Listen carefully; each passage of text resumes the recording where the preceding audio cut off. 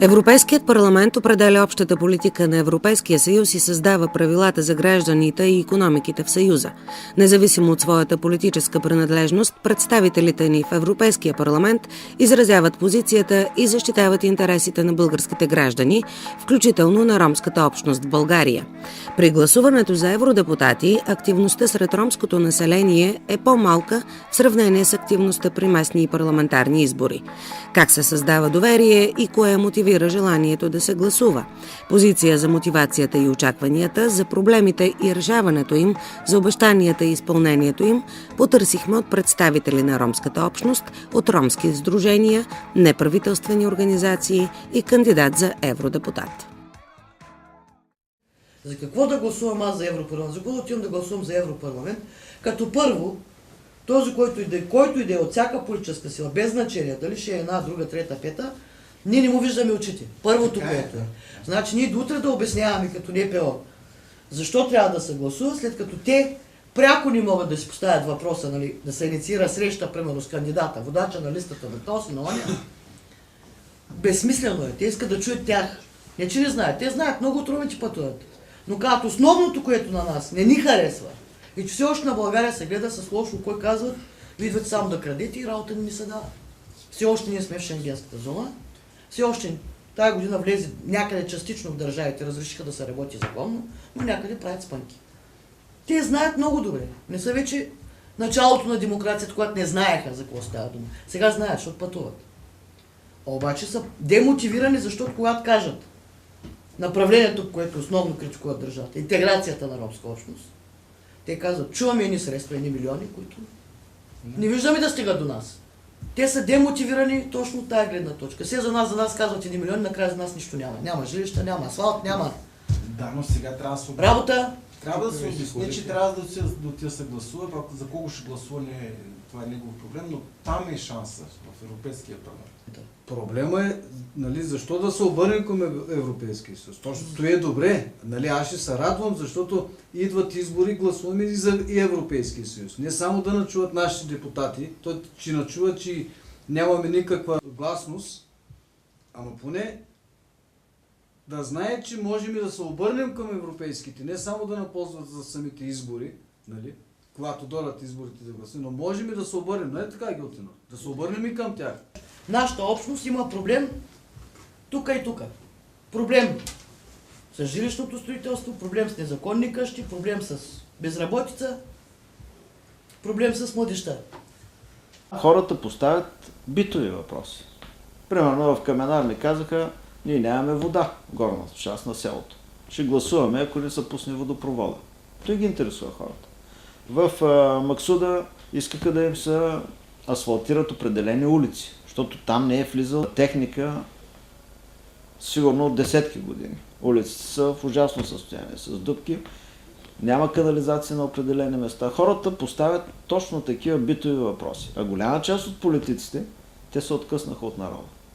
Живеят си в някакъв техен свят, не слизат да видят, да им слушат проблемите и зато и тези проблеми нямат решение. В разговорите ни за ежедневните житейски проблеми, хората ни посрещаха, отваряха душите си и сърцата си, обграждаха ни с доверие и с надежда. И в един момент разбираш, че болката е човешка и няма цвят и етнос. Правиш каквото е по силите ти, без да даваш гръмки обещания. Толкова много има да се работи, че ако има желание в нашите политици, те просто трябва да действат. Да спрат с купуването на гласове, защото колкото е престъпление да продадеш гласа си, мисля, че много по-голямо престъпление е да се възползваш от тежкото положение на човека, от неговата мъка и бедност и да купуваш свободата му, да купуваш волята му, да го поставяш в зависимост, дори понякога с принуда и с насилие. Това, което трябва да направят нашите политици е да спрат да дават обещания.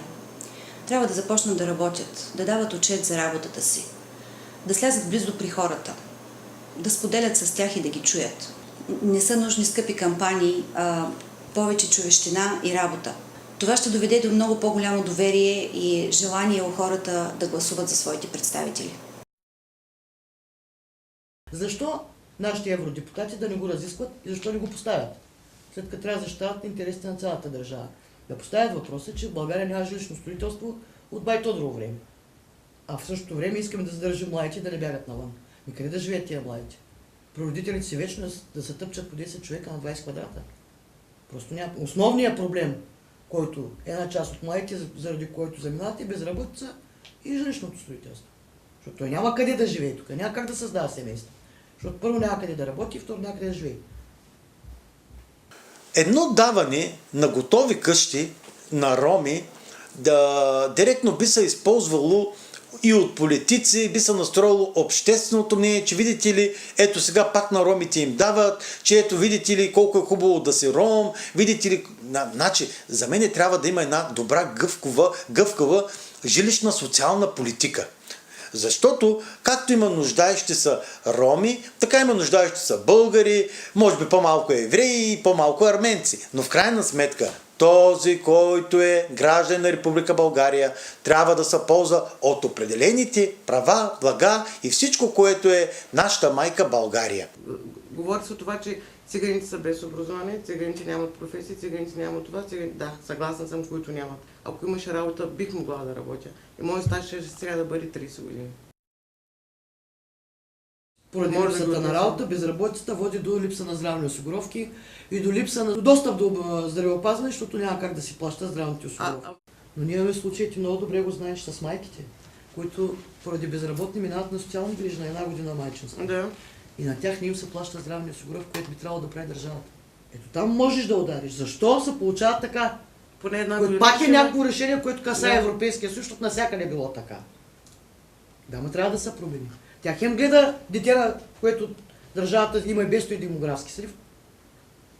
Хем в същото време не е здравно осигурен, пък държавата изплаща някакво минимално майчинство. Ако бъда избран, естествено, аз имам няколко приоритета и те са свързани с това, в което съм експерт. Това е здравеопазването и социалните дейности. В много голяма степен тези теми са свързани с някои проблеми, които са насъщни за ромското малцинство.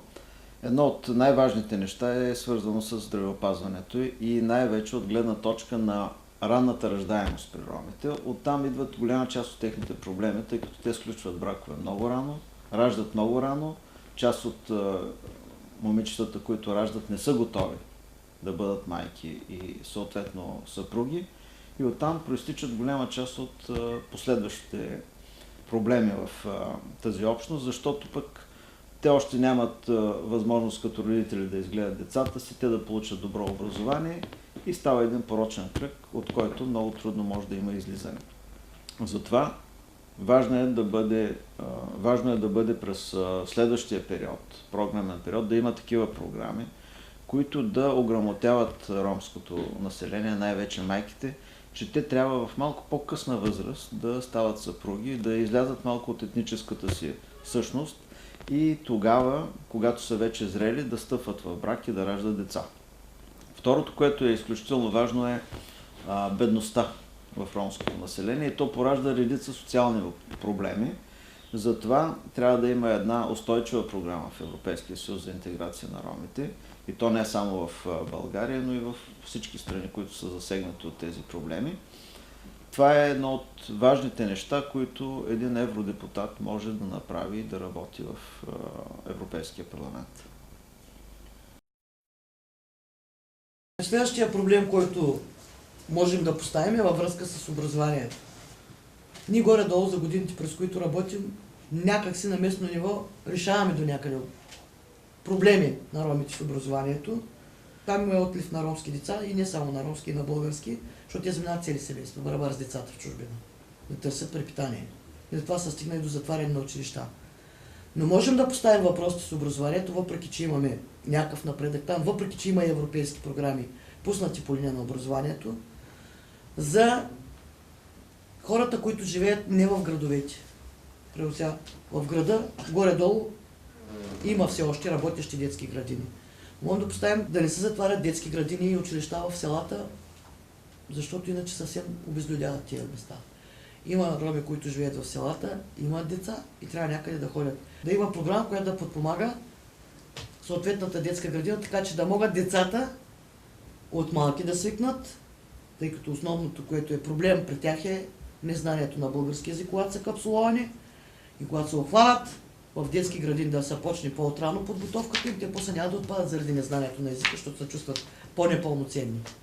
За мен основният ключ към решаването на проблемите в ромската общност е образованието. То трябва да почне колкото са възможно по-рано и това е една от тенденциите, които се наблюдават и в нашата страна напоследък. Те да излизат с една професия, която да им даде възможност след това да се трудят и да се реализират в обществото. Тези неща естествено трябва да са обект на една дискусия, на една комуникация, защото те най-добре ще подскажат как може да се реши този проблем и да се направи една дългосрочна програма за неговото допълнително развитие. Един проблем, който много деца отпаднаха от училище на времето, той сега има отпаднали. Обаче те вече като навършат, айде да не е 15, но дото стигна една възраст на 18 на 19 години, тия младежи, девойки просто наистина виждат, че за това, че не са завършили, искат да си продължат по някакъв начин образованието. Чувства са наистина неграмотни. Да направим някакви групи, тия групи да се обучават 1 месец, 2 месеца и да се яви веднага, когато групата е готова, да се яви на изпит там за 3-ти клас, за 4-ти, Това за пак 5-ти. е свързано с средства, които няма откъде да дойдат при разпределение на бюджета, който е направен вече. Тъй като на тези учители, които ги обучават, трябва да се плаща. Значи, отново стигаме до програмите на Европейския съюз.